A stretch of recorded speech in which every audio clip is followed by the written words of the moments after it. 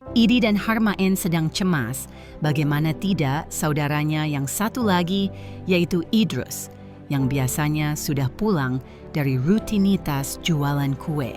Malam itu belum juga datang.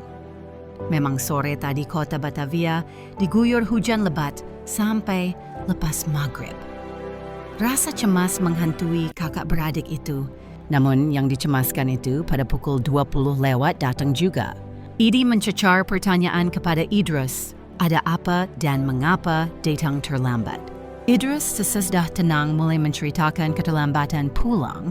Sewaktu hujan turun, Idrus masih berada di perkampungan Mester, yang kebetulan perkampungan itu penghuninya kebanyakan orang dari Timur Tengah. Sambil menanti hujan reda, Idrus ikut neduh di samping rumah besar, dan ternyata rumah itu milik Haji Abdullah, pemilik toko kain di Pasar Mester, dan Haji Abdullah baru pulang dari tokonya diiringi oleh 3 orang pembantunya. Haji Abdullah adalah langganan Idrus. Kadang Abdullah memborong kue yang Idrus jajakan, dan Abdullah dijuluki Wan Abdul oleh kawan Bavanorings. Wan Abdul menyapa Idrus yang kelihatan kedinginan dan agak basah bajunya.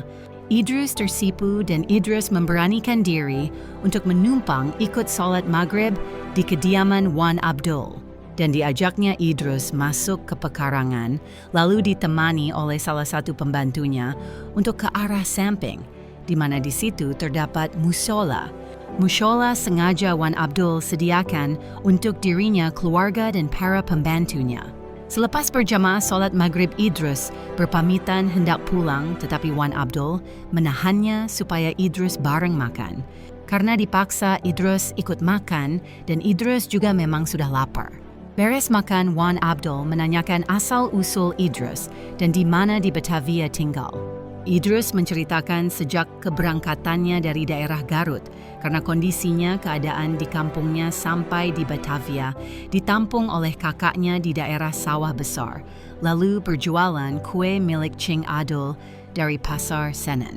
Wan Abdul manggut-manggut lelaki berjanggut dan berkumis itu seakan menyelami apa yang Idrus riwayatkan untuk selanjutnya.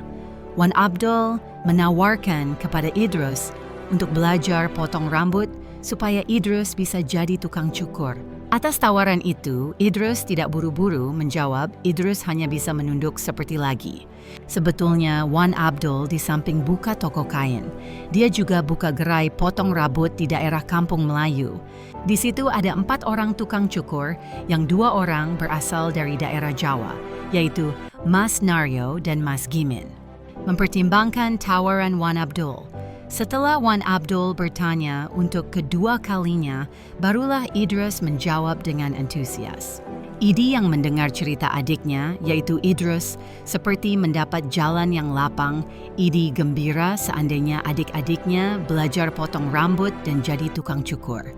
Idi ceritakan dibanding jualan kue, lebih baik menjadi tukang cukur. Itu sangat bagus, di mana kedepannya adik-adiknya mempunyai keahlian. Dan siapa tahu bisa membuka gerai cukur di Pasar Senen, atau di Pasar Mester, atau di tempat lain, dan saudara-saudaranya yang berada di kampung bisa diajak, lalu diajarkan. Ke mereka potong rambut. Ikuti terus kisah ini.